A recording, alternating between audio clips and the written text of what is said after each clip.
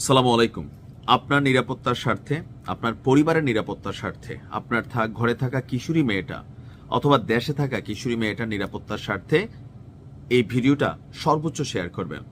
এখন থেকে আপনার বাড়ির আশেপাশে কোনো পাগল ঘুরঘুর করতে দেখলে, এখন প্রকৃত পাগল কোনটা, ছদ্মবেশী পাগল কোনটা নিশ্চিত করে বলা যাচ্ছে না।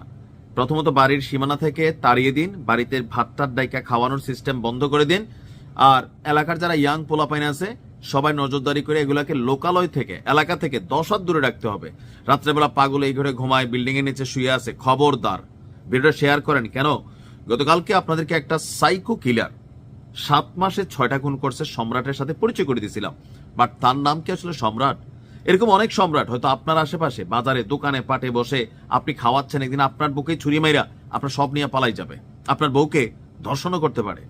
এই সম্রাটের আসল পরিচয়টা সামনে আসছে সাভারে একের পর এক পরিত্যক্ত সেই বিল্ডিং থেকে যেই লাশগুলো উদ্ধার করা হয়েছে তাদেরও কিছুটা পরিচয় পাওয়া গেছে। আর এই ঘটনায় যে ছদ্মবেশী পাগল সাইজা এই ঘটনা ঘটাইছে তার নাম তখন সে সম্রাট বললেও তার প্রকৃত নাম হচ্ছে আপনার সবুজ শেখ। সে প্রথমে বলছিল তার নাম মশিউর রহমান খান সম্রাট, কিন্তু নাম হচ্ছে কি সবুজ শেখ। তো এই এলাকার কারা আছেন? সবুজ শেখ হচ্ছে মুন্সিগঞ্জ জেলার লৌহজং থানার, নামটা ভালো করে শুনবেন, মুন্সিগঞ্জ জেলার লৌহজং থানার হলুদিয়া ইউনিয়নের মোশামান্দা গ্রামের বাসিন্দা। তার বাবার নাম পান্না শেখ এবং পরিবারের অন্য সদস্যদের মধ্যে রয়েছে তার 3 ভাই এবং 4 বোন। সবুজ ওই পরিবারের দ্বিতীয় সন্তান।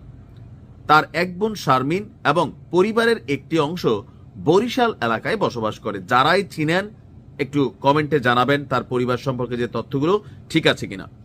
পুলিশের দাবি হচ্ছে নাম এবং পরিচয় গোপন রেখে শারীরিক সম্পর্ক স্থাপনের ফাঁদ পেতে বিভিন্ন এলাকা থেকে যেই ভবঘুরে নারীরা আছে, পাগল যারা নারীরা আছে, ভিক্ষুক যারা নারীরা আছে, তাদের সাথে সে পরিত্যক্ত এবং নির্জন সেই ভবনে নিয়ে যেত, সেখানে গিয়া দৈহিক সম্পর্ক করত।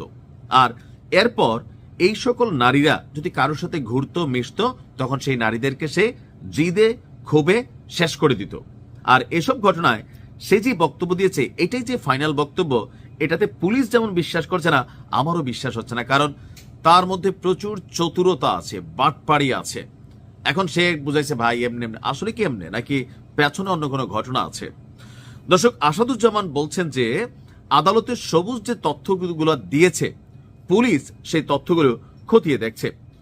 সবশেষ ঘটনার 3 থেকে 4 দিন আগে তানিয়া ওরফে সোনিয়া নামক এক ভবঘুরে তরুণীকে সাভার পৌর কমিউনিটির পরিত্যক্ত ভবনে সে এনে রাখে।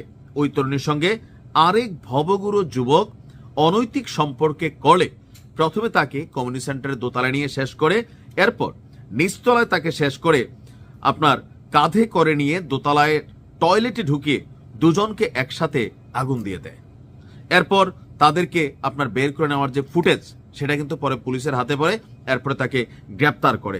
তা আমার মনে হয় আপনাদেরকে আবারও বলি, ভিডিওর প্রথমে যেই কথাগুলো বলছি ভিডিওটা শেয়ার করবেন ব্যক্তি নিরাপত্তার জন্য, এলাকার নিরাপত্তার জন্য।